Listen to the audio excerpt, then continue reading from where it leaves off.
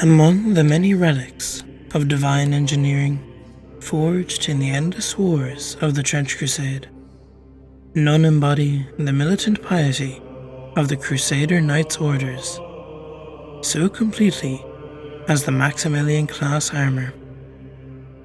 These monumental suits of sanctified metal are not merely armour, they are walking bastions, relic engines of faith and fury, towering over the battlefield. They stride forward like iron saints, their every step shaking the mud and ash of the trench lines. Where they advance, lesser men take courage. Where they fall, even angels weep. The Maximilian-Class Armour represents the pinnacle of personal protection, achievable by mortal hands. A fusion of lost machine lore and the zeal of the faithful. Each suit stands as a monument to both the glory and the tragedy of mankind's ceaseless struggle against the heretic, the demon, and the endless corruption of the world. Forged from sanctified steel, riveted with relic sigils, and animated by roaring engines of divine combustion, the Maximilian is as much a mobile shrine as it is a weapon of war. Designed for brutal, close-quarters warfare, the Maximilian-Class Armour excels in sieges and trench assaults, where agility is of little value compared to unstoppable endurance.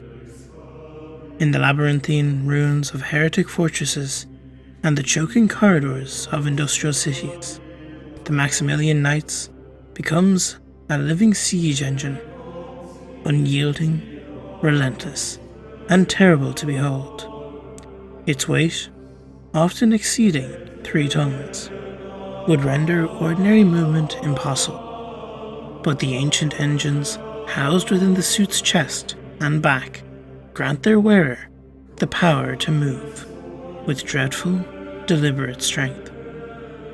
Every blow from the knight's war gauntlets can shatter reinforced concrete, and every step can crush a heretic like clay. The suit's integral weapon system, most notably the Blessed Lance, a heavy machine gun mounted to the arm and sanctified for piercing the corrupted armour of heretic vehicles, allow the knight to engage even armoured abominations with holy precision. Each Maximilian knight is a one-man army, a bastion of the faithful, capable of turning the tide of a battle wherever they tread. Yet, even these mighty war shrines cannot function alone. Each Maximilian knight is accompanied into battle by a cadre of lay brethren, known as the men-at-arms. These loyal attendants, clad in lighter armour, act as both defenders and caretakers of their lord. They move through the chaos of battle to protect their knight from enemy sappers, heretic saboteurs, and anti-armour weaponry. Acting as both shield and eye, the men-at-arms serve as spotters for the knight, whose vision is limited by the thick slabs of armour and the narrow slits of the glass in the helm. Their duties do not end there. They must constantly maintain the immense machine engines that power the suit. These engines are temperamental, ancient creations that demand a near constant care. When their roaring hearts falter, the knight risks immobility, or worse, combustion. The men-at-arms carry blessed fuel canisters and mechanical tools in reliquaries upon their backs, feeding the roaring furnaces of their master's armour in the midst of the battles. It is said that a Maximilian knight burns as bright as their faith allows, and just as easily consume themselves in the process. The origins of the sacred armour are shrouded in legend, half remembered and half forbidden. The church records tell of a holy pilgrimage undertaken centuries ago, a great military crusade into the Levant, guided by the visions of the stylite monk Giorgi of the Pillar. Giorgi, who had spent decades atop a solitary column in prayer, received a divine dream of the Pillar of Life, a colossal stone formation said to mark the resting place of a forgotten giant from before the flood. The monk's vision was deemed a holy sign, and a coalition of Crusader knight orders formed to seek this relic. 10,000 Crusader knights, accompanied by engines of war and entire chapels on wheels, set forth across the desert, vowing to remain silent until the will of heaven was revealed to them. Many perished in that pilgrimage. Those who returned would not speak of what they found, their vows of silence unbroken, even unto death. But the chronicles of the Aurelian Angelic Knights of St. George tell of what they brought back: fragments of colossal armour, wrought from a metal unknown to man, and bones of impossible size. These relics were taken as proof that the stylite's vision was true, that the bones belonged to one of the Nephilim, the Titans mentioned in the oldest scriptures, children of angels and man. From these relics, and through centuries of study and prayer, the artificers of St. George's Order wrought the first Maximilian-Class suit, blending the divine scale of the ancient relics with the machine technology recovered from the faithful's own armories. The Maximilian's core systems still bear the sacred hallmarks of their origin. Each suit is fitted with relic plates inscribed with the litany of the tower, believed to contain protective scripture derived from Giorgi's vision. The armour's engine is often referred to as the Aurelian heart, for it is said to be an imitation of the fiery hearts of angels. Its continual consumption of fuel mirrors the burning zeal of faith, powerful, radiant, but ever hungry. When a Maximilian's engine runs dry, its light dims like a faithless soul. Hence, the men-at-arms' constant vigilance for the spiritual and mechanical life of the knight are one and the same.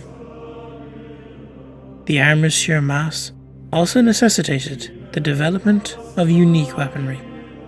Most distinctive is the heavy lance of St. Aurelius, a multi-barreled machine gun powered by the armour's own pneumatics. This weapon, though named a lance, functions as both a firearm and a melee spear. Its barrel is capable of firing consecrated rounds, while its reinforced shaft can impale even the abominations of the pit.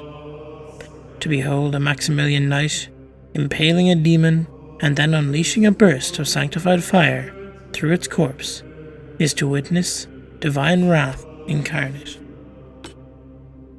Unlike standard machine armour, which is often used en masse and rarely altered, each Maximilian-class suit is a relic passed down through generations of Crusader knights. When a knight falls or is rendered unfit for combat, the suit is reclaimed by the church. It is then subjected to ritual purification, mechanical reconstruction, and spiritual evaluation. The church overseers conduct days of testing and interrogation, not of the machine, but of the men who seek to inherit it. Only one deemed truly worthy, both in spirit and in strength, is granted the right to don the Maximilian. The armour is then reforged to match its new bearer's stature and purpose. This process may involve months of meticulous adjustments, for each knight imprints upon their suit, and the suit, in turn, upon them. To wear a Maximilian suit is not simply to don armour, it is to inherit a legacy of martyrdom. Each suit bears scars of previous battles, dents from demon claws, burns from heretic flames, and the faint, ghostly imprints of those who wore it before. Some say that when the engines are ignited, one can hear the whispers of past wearers, echoing within the iron hull, a chorus of ghosts singing the liturgies of battle. Over the centuries, the Maximilian-Class Armour has come to symbolise the indomitable will of the faithful. Its silhouette is often carved into cathedral doors and painted upon banners carried into war. Children of the faithful grow up hearing tales of Maximilian knights who stood alone upon bridges against hordes of heretics, who held burning cities for days until reinforcements arrived, or who walked willingly into the mouths of demons, detonating their reactors in acts of sacrifice. Though the Church continues to produce new suits in dwindling numbers, each Maximilian remains a unique artifact of faith and war, a monument to the unbreakable spirit of mankind in the age of apostasy.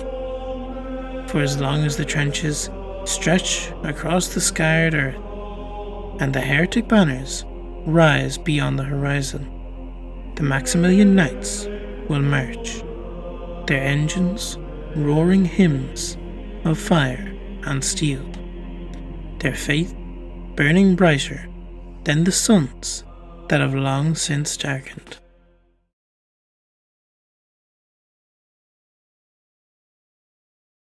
I am quite happy with that lore drop, I must say. I love the design of these things. And I'm glad they're expanding on a faithful faction. On the Crusader Knights, no less, a faction that I actually haven't fully looked yet. So, if you enjoyed this and want to know a bit more about the Crusader Knights, I can make a video on that if you would like. I kind of wanted to leave making a video on them until I had more lore for it, and now that I've received that, I can make a proper long video to make on them. To be honest, I haven't had much time for YouTube recently. That tends to happen when you go back to college. But I hope to still keep you guys updated on at least the Trench Crusade lore, and I hope something big is coming for Trench Crusade. We're still getting very rare lore drops. It's like once every 2 weeks. So it's every other week we get a lore drop if we're lucky. So I'm kind of hoping something big is coming. The book is supposed to be coming out soon. To be honest, it would be great if they could release it in October. I feel Halloween is a great season to release Trench Crusade stuff in. And I also will be making videos on Lord of the Rings if I ever get a second to make more videos. Because I've been getting into Tolkien's Legendarium, and I really want to talk about it. So yeah, I hope you have enjoyed the video. If you have, please like and subscribe. We are nearly at 2.5 thousand subscribers, which is insane. And the closer we get to 3K, the closer we get to beating Feel No Pain. So if you want to assist me in doing that, please like and subscribe. And I'll see you guys in the next video. Goodbye.